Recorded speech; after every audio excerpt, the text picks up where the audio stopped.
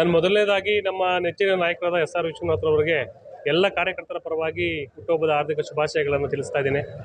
ಈಗಾಗಲೇ ಬೆಳಗ್ಗೆ 7 ಗಂಟೆಯಿಂದ ತಂಡೋಪತಂಡವಾಗಿ ಕಾರ್ಯಕರ್ತರು ಬಂದು ಶಾಸಕರಿಗೆ ಹುಟ್ಟುಹಬ್ಬದ ಶುಭಾಶಯಗಳನ್ನು ತಿಳಿಸ್ತಾ ಇದ್ದಾರೆ. ಅದೇ ರೀತಿ ಒಳ್ಳೆಯ ಊಟದ ವ್ಯವಸ್ಥೆಯನ್ನು ಕೂಡ ಮಾಡಿದ್ದೀವಿ. ಇದಕ್ಕೂ ಮಿಗಿಲಾಗಿ ಬೃಹತ್ ರಕ್ತದಾನ ಶಿಬಿರವನ್ನು ಹಮ್ಮಿಕೊಂಡಿದ್ದೀವಿ. ನಾವು ಬರೀ ಹುಟ್ಟುಹಬ್ಬ ಆಚರಣೆ ಮಾಡ್ಕೊಳ್ಳೋದಲ್ಲ, ನಾವು ಅದರ ನೆಪವಾಗಿ ಸಮಾಜಮುಖಿ ಕೆಲಸಗಳನ್ನು ಮಾಡಬೇಕು. ಆ ನಿಟ್ಟಿನಲ್ಲಿ ಇವತ್ತು ರಕ್ತದಾನ ಶಿಬಿರವನ್ನು ಮತ್ತು ಬೃಹತ್ ಆರೋಗ್ಯ ಶಿಬಿರವನ್ನು, ಅದಾದ ನಂತರ ವಿವಿಧ ಫಲಾನುಭವಿಗಳಿಗೆ ಸವಲತ್ತುಗಳ ವಿತರಣೆಯನ್ನು ಮಾಡುವಂಥ ಕೆಲಸ, ಇಷ್ಟೆಲ್ಲ ಕೆಲಸಗಳನ್ನು ಮಾಡ್ತಾ ಇವತ್ತು ವಿಶೇಷವಾಗಿ ಹುಟ್ಟುಹಬ್ಬವನ್ನು ಆಚರಣೆ ಮಾಡ್ತಾ ಇದ್ದೀವಿ. ಈಗಾಗಲೇ ಸುಮಾರು ಒಂದು 15ರಿಂದ 20 ಸಾವಿರ ಜನ ಈಗಾಗಲೇ ಊಟ ಮಾಡಿದ್ದಾರೆ. ಇನ್ನೂ ಒಂದು 30,000 ಸಂಖ್ಯೆ ಬರೋ ನಿರೀಕ್ಷೆ ಇದೆ. ಈಗಾಗಲೇ ಎಲ್ಲ ತಯಾರಿ ಮಾಡ್ಕೊಂಡಿದ್ದೀವಿ. ಎಲ್ಲ ನಮ್ಮ ಯುವ ಪಡೆ ಎಲ್ಲ ಸಿದ್ಧವಾಗಿದೆ. ಎಲ್ಲರೂ ಕೂಡ ರಕ್ತವನ್ನು ದಾನ ಮಾಡಿ ಆರೋಗ್ಯ ಶಿಬಿರದ ಕಡೆ ಗಮನ ಹರಿಸಿ ಊಟದ ಕಡೆ ನೋಡಿ ಎಲ್ಲರೂ ಕೂಡ ಜವಾಬ್ದಾರಿಯಿಂದ ಕೆಲಸವನ್ನು ಮಾಡ್ತಾ ಇದ್ದಾರೆ. ನಾನು ನಿಜಕ್ಕೂ ಕೂಡ ಇಂಥ ಒಬ್ಬ ಶಾಸಕರನ್ನು ಪಡೆದಿರುವಂಥ ನಾವೇ ಭಾಗ್ಯವಂತರು. ಇವರ ಅಭಿವೃದ್ಧಿ ಕಾರ್ಯಗಳು ಇಡೀ ಯಲಹಂಕದ ಗಲ್ಲಿಯಲ್ಲಿ ಕೂಡ ಮಾತಾಡ್ತವೆ.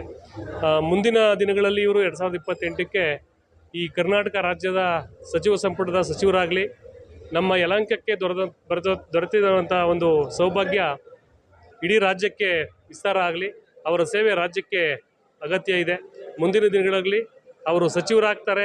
ನಾವೆಲ್ಲರೂ ಕೂಡ ಅವ್ರನ್ನ ಸಚಿವರಾಗಿ ನೋಡ್ತೀವಿ ಅಂತೇಳಿ ನಾನು ಭಾವಿಸ್ತಾ, ಮತ್ತೊಮ್ಮೆ ಆ ದೇವರು ಅವರಿಗೆ ಆಯುಷ್ಯ, ಆರೋಗ್ಯ, ಐಶ್ವರ್ಯ, ಅಧಿಕಾರ ಮತ್ತು ಸಂಪತ್ತನ್ನು ಕೊಟ್ಟು ನಮ್ಮೆಲ್ಲರ ಮುಂದೆ 100 ಕಾಲ ಬಾಳಲಿ ಅಂತೇಳಿ ದೇವರಲ್ಲಿ ಬೇಡ್ಕೊತಾ ಇದ್ದೀನಿ. ಮಹಿಳೆಯರಿಗೆ ಹೊಲಿಗೆ ಯಂತ್ರ ಕೊಡ್ತಾ ಇದ್ದೀವಿ. ಕಾರ್ಮಿಕರಿಗೆ ಕಿಟ್ಗಳನ್ನು ಕೊಡ್ತಾ ಇದ್ದೀವಿ. ಅಂಗವಿಕಲರಿಗೆ ತ್ರಿಚಕ್ರ ವಾಹನಗಳನ್ನು ಕೊಡ್ತಾ ಇದ್ದೇವೆ.